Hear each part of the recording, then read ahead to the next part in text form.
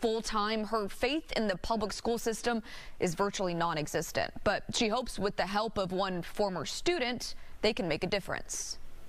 This is Dr. Anita Vudva, a former teacher who's on a mission to disrupt the school-to-prison pipeline. I started teaching in HISD from 2001 to 2006, and I think I was already in the midst of the school-to-prison pipeline. I just didn't have the language for it. The Texas Criminal Justice Coalition defines it as the result of practices that force students out of the classroom and into the justice system.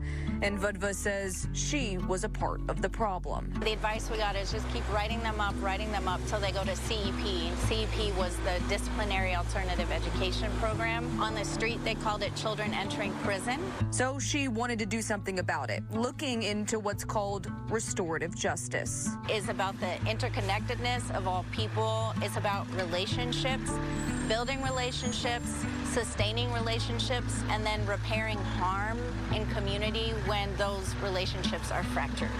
And Vudva says repairing that harm can be facilitated through healing circles, opening up the pathway for candid conversations with students. If the dialogue can create the conflict, then the dialogue can also create healing and understanding. But she knew she couldn't do it alone. I wanted them to hear from someone who had been vulnerable, who is male, who had gone through some hard things.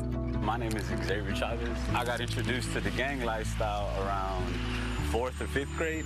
They were the ones who showed me any type of like friendship or any type of like family type of love. Then drugs and other illegal activities started Chavez's cycle behind bars when he was just 13. Then one day in high school, a fight in a bathroom with a rival gang member landed him in-school suspension. And you can guess who was the teacher. One of the first things she told me was, hey, come sit down with me. Like, let's have a chat. And I'm over here like, I don't know you. You know, what do I have to talk to you about? But through those open conversations, Chavez eventually left the gang lifestyle and now has joined Vudva in helping other vulnerable teens. Without Dr. Vudva and restorative justice, where would you be right now? Probably jail. Probably jail. Because of meeting her and that program, I was able to go to Harvard University and I was able to present my story there.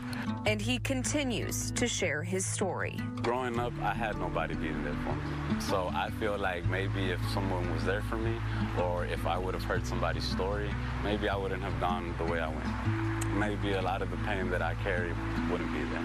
And Chavez hopes other school administrators see the impact and take action. I look at everything that she did for me, and I feel like crying just because she was there for me. So my message to them would be just, if you come across somebody who's genuine, keep them and create a team to try to, combat all that negativity going on in the school. Create a movement. Create a movement. Yes, ma'am.